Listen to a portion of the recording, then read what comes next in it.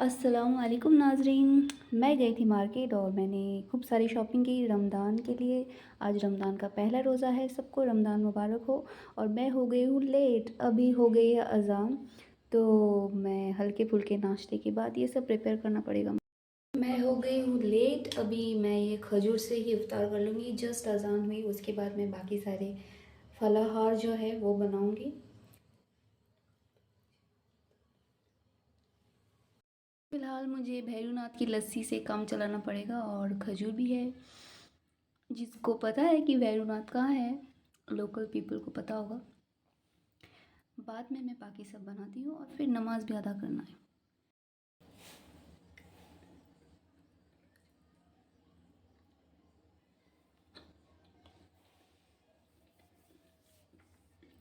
अभी कुछ लोग आएंगे, हेयर्स पे कमेंट करेंगे, हेयर्स दिख रहा है, अपनी वज़ू कैसे किया, ये क्या। प्लीज़ लेक्चर मत दो, मैं बहुत लेट हो गई हूँ। हाँ, और ये मन की आस्था है, वैसे मैं उतना आस्था के लिए नहीं कर रही हूँ। I am practising out of ageing. Fasting और रमदान क्यों करते हैं या फास्टिंग क्यों करते हैं, उस पर बहुत बार बात हो चुकी है।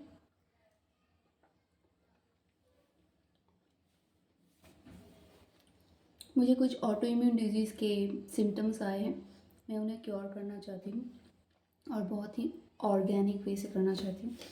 मेडिसिन नहीं लेना चाहती, है ना।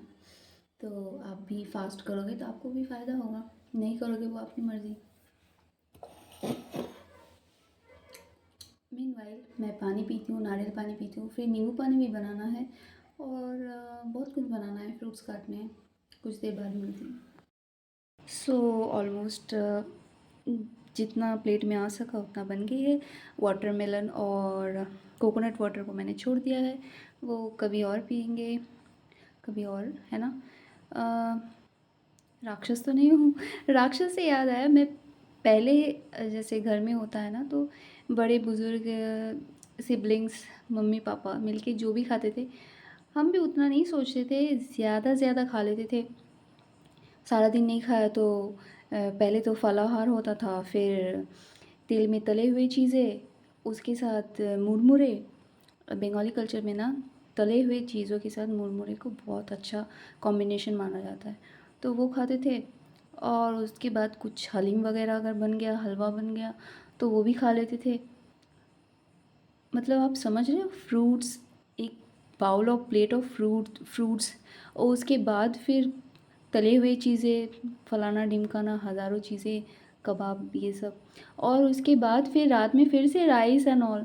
तो क्या होता था, फास्टिंग या रमज़ान का जो मेन जो आपको बेनिफिट्स मिल रहे हैं, वो मिलते थे थोड़ा बहुत, लेकिन ज़्यादा इफ़ेक्टिव नहीं होता। तो लास्ट 2 ईयर से मैं ऐसा करती हूँ ना कि मैं फ्रूट्स ज़्यादा लेती हूँ और ग्रेन्स कम कर दिया है बिल्कुल भी। लेकिन सबसे ज़्यादा क्रेविंग्स किसकी होती है? नींबू पानी की होती है, वाटरमेलन की होती है, फिर शरबत की होती है, रूह अफ़ज़ा वाली। और कोकोनट वाटर तो बहुत मन करता है, तो ये शरबत और पानी ज़्यादा पीने को मन करता है। और किस चीज़ की क्रेविंग्स होती है पता है आपको? ये जो दिख रहा है ना, दो I advice, if you are fasting please don't take this things. आपको कोई न्यूट्रिशन नहीं देता ये सारे ऑयली चीज़ें, लेकिन पापी पेट है, चटपटा खाने को मन करता है ना। सो कोई नहीं, मैं अब शुरू पहली रमज़ान की पहली रमज़ान, इस साल की रमज़ान की पहली रोज़ा मुबारक हो।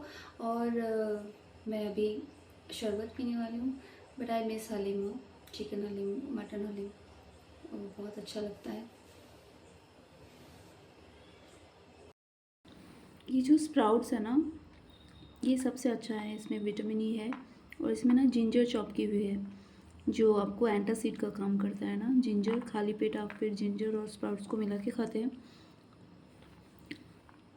This is healthy.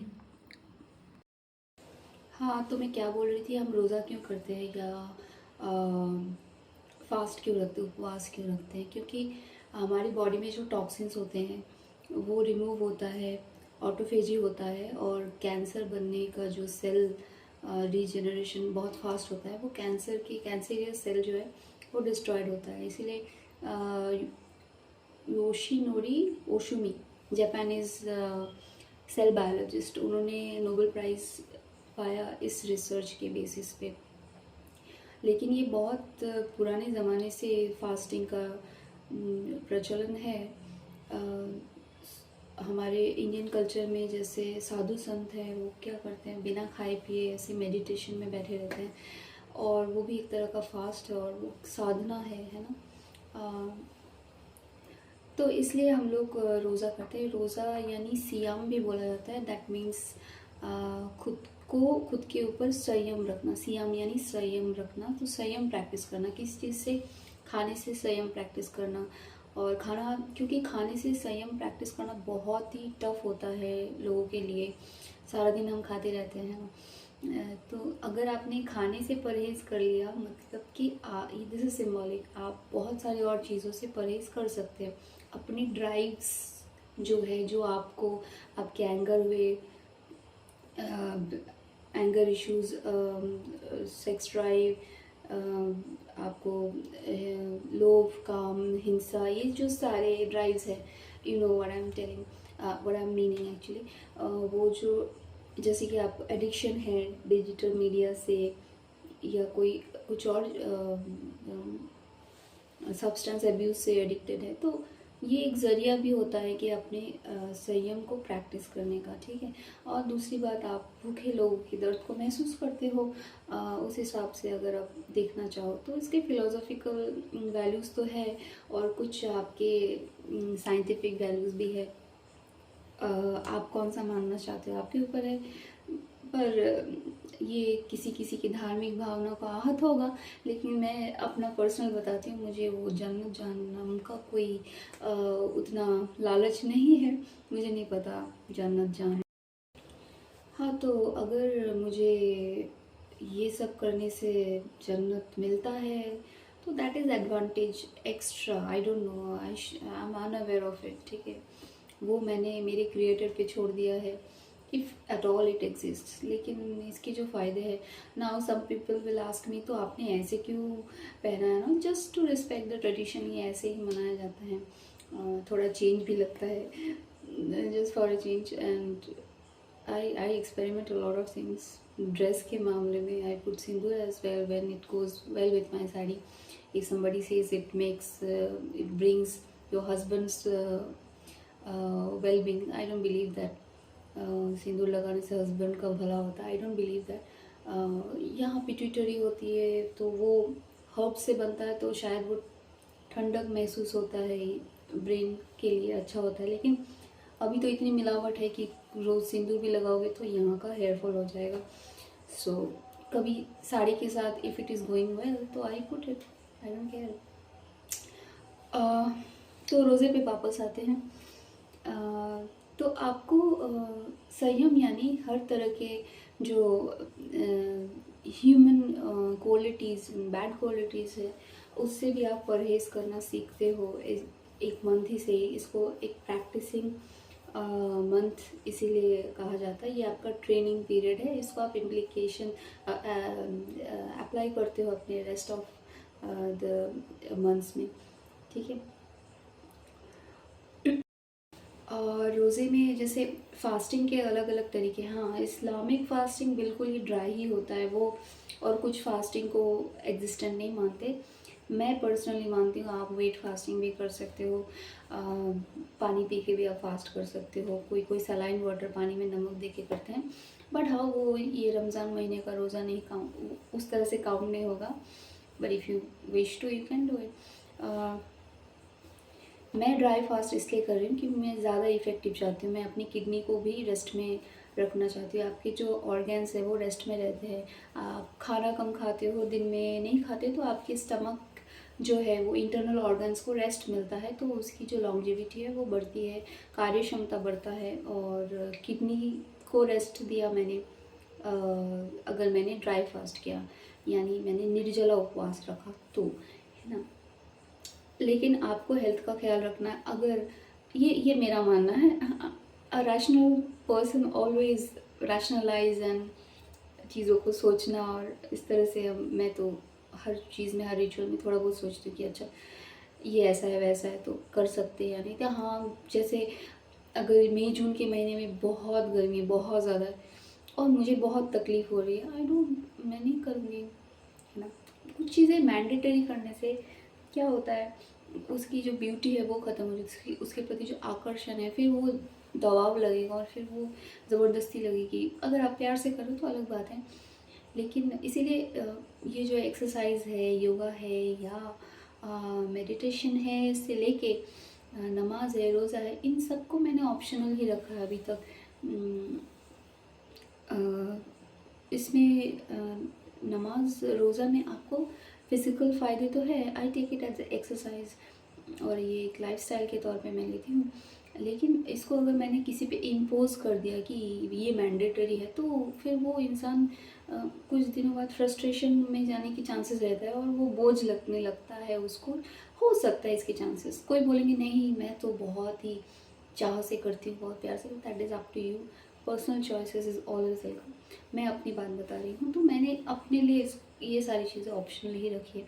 फ़िलहाल मैं ऑटो इम्यून डिज़ीज़ पे मुझे लगता है कि ऑर्गेनिक तरीके से कैसे इसे फ़ाइट किया जाए, because some early symptoms of vitiligo, I got some symptoms, तो मैं उसको फ़ाइट इस तरह से फास्टिंग के ज़रिए करना चाहती हूँ और देखना चाहती हूँ कि do I get any benefit और नॉट। लेट्स सी क्या होता है। अच्छा, फास्टिंग कैसे, मतलब डिफरेंस है इस्लामिक फास्टिंग और बाकी में।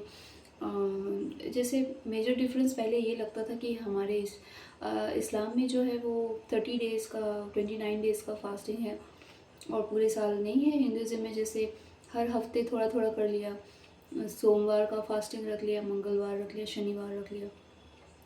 लेकिन बाद में मुझे पता चला कि एक्चुअली मेरी जो मॉम है, मम्मी है, वो भी ऐसे साल भर कुछ ना कुछ रोज़ा करती है, मतलब जैसे नफल की रोज़ा, चाँद देख के, आई डोंट नो क्या देख के वो करती है। और फिर sorry for my little knowledge, और फिर वो क्या है वो, हाँ, मुहर्रम का रोज़ा, शब बारात का रोज़ा, ऐसे कुछ ना कुछ।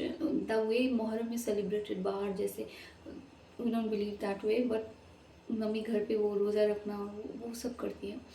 बाहर जैसे वो द एक्सट्रीम सेक्ट, वो we don't align to that. लेकिन वो साल भर तो इट इज़ मोर और less similar to the fasting in Hinduism. थोड़ा ये ड्राई जो है, निर्जला उपवास है, ये थोड़ा अलग है हमारा, क्योंकि पानी भी नहीं पीते हम, ऐसा है। पर मैंने पानी पी के फास्ट भी किया है the other time, not in Ramzan.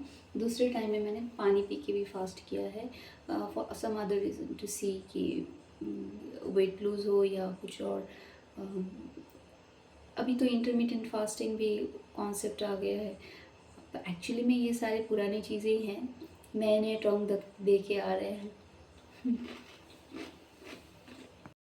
अच्छा, एक बात और है, मेरे कलीग्स में ये बातें चल रही थी, हु वर नॉट मुस्लिम, तो उनमें पता नहीं कुछ ऐसे मुस्लिम्स भी है ना जो एक्सट्रीम रूल्स बताते हैं, जैसे कि आप अपना सलाइवा भी नहीं इनटेक कर सकते अंदर, बार बार थूक थूक आना, थूक ये सब बचपन में कभी मुझे भी इंडोक्ट्रिनेट किया गया। बाद में इस पे लॉजिक भी है, लॉजिक लगाया कि बाहर से आप कुछ चीज़ें इनटेक नहीं कर सकते, है ना, unless you are on medicine. तो जैसे इंजेक्शन हुआ, कुछ आपने लिपस्टिक लगाया वो अंदर गया, कुछ ऐसी चीज़ें, आपने पानी अचानक पी लिया, भूल से पी लिया तो वो भी माफ़ हो जाएगा, ठीक है। आपने कुछ खाना खा लिया बाहर से कुछ, ओके। जैसे आज मैं बाहर गई तो मैं स्कूटी चला रही थी, तो सामने वाले ट्रक से बहुत डस्ट आ रही थी और मैंने इनहेल किया, मैंने सांस ली तो पूरा डस्ट अंदर गया। तो क्या रोज़े नहीं होंगे? ज़रूर होंगे, because I am not taking it intentionally ना। मैं हवा ले रही हूँ, ऑक्सीजन ले रही हूँ, अरे हवा में कितनी चीज़ें हैं, वो अंदर जा रहा है ना। सो ये सारी एक्सट्रीम बातें हैं, ऐसी कोई बात नहीं है। आपकी अपनी सलाइवा है, वो दैट विल कम, उसमें आपकी कोई गलती है भी नहीं। और ये बहुत ही रबिश एक चीज़ बताई जाती है, कौन ये सब स्प्रेड करता है पता नहीं। हाँ, मैं भी ऐसे कभी बचपन में कभी सुना होगा, मैं भी इस खौफ में रहती, हाँ अपना थूक भी नहीं, आप अपने सलाइवा को भी नहीं इनटेक कर सकते, ऐसा हो जाता है फिर। तो अपने आप पे इतना टॉर्चर नहीं करना है, आप अपना सलाइवा को ज़रूर और हाँ, बचपन में तो सलाइवा का बहुत ज़्यादा वो परेशानी होती, बिकॉज़ जैसे पैवलोव्स कंडीशनिंग था ना, क्लासिकल कंडीशनिंग, तो उसमें क्या होता है, जब वो डॉगी के ऊपर एक्सपेरिमेंट करते हैं, जब खाने की वक्त होती है तभी वो सलाइवा सिक्रेशन होती है, तो कुछ शुरू के 1-2 दिन में आपको वो टाइमली खाने के टाइम आपको वो सलाइवा सिक्रेशन का वो आपको फेस करना पड़ेगा। वो ज़्यादा नहीं, 2 या 3 दिन। तो इंसान तो हैबिट, ह्यूमन आर स्लेव्स और हैबिट, तो हैबिट आप किसी भी एज में फॉर्म कर सकते हो, तो 2-3 दिन बाद आपको वो बिल्कुल प्रैक्टिस हो जाती है और फिर आपको कोई परेशानी नहीं होती। शुरू में मुझे भी होते थे, अभी 3rd डे 4th डे पे टोटली आई एम अकस्टम्ड। अभी तो फर्स्ट डे से भी कोई प्रॉब्लम नहीं होती। ठीक है, तो बस यही है।